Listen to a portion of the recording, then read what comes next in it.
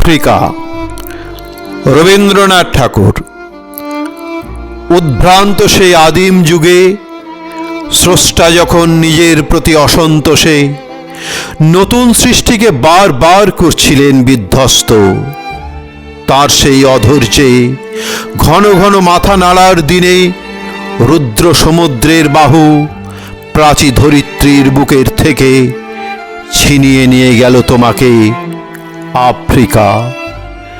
বাঁধলে তোমাকে বনস্পতির নিবিড় পাহারায়, কৃপণ আলোর অন্তপুরে। সেখানে নিভৃত অবকাশে তুমি সংগ্রহ করছিলে দুর্গমের রহস্য, চিনছিলে জল স্থল আকাশের দুর্বোধ সংকেত। প্রকৃতির দৃষ্টিয়তির জাদু মন্ত্র জাগাচ্ছিল তোমার চেতনাতীত মনে।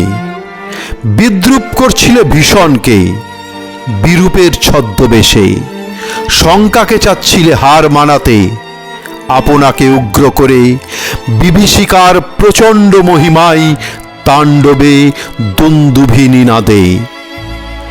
হায় ছায়াবৃতা, কালো ঘোমটার নিচে অপরিচিত ছিল তোমার মানব রূপ উপেক্ষার আবিল দৃষ্টিতে।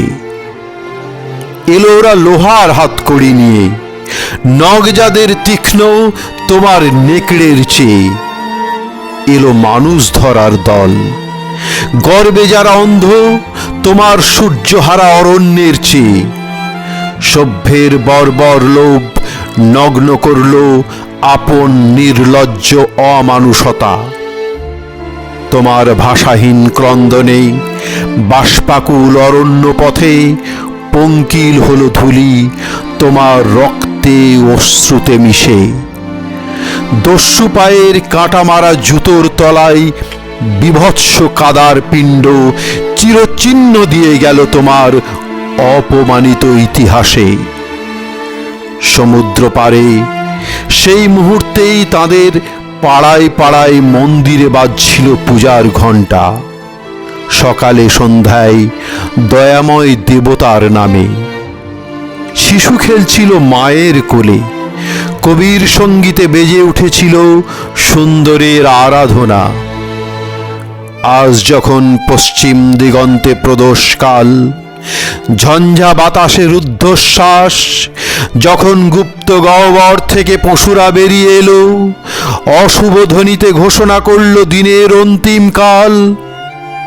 এসো যুগান্তরের কবি, আসন্ন সন্ধ্যার শেষ রশ্মিপাতে দাঁড়াও ওই মানহারা মানবীর দ্বারে। বলো ক্ষমা করো, হিংস্র প্রলাপের মধ্যে সেই হোক তোমার সভ্যতার শেষ পুণ্যবাণী।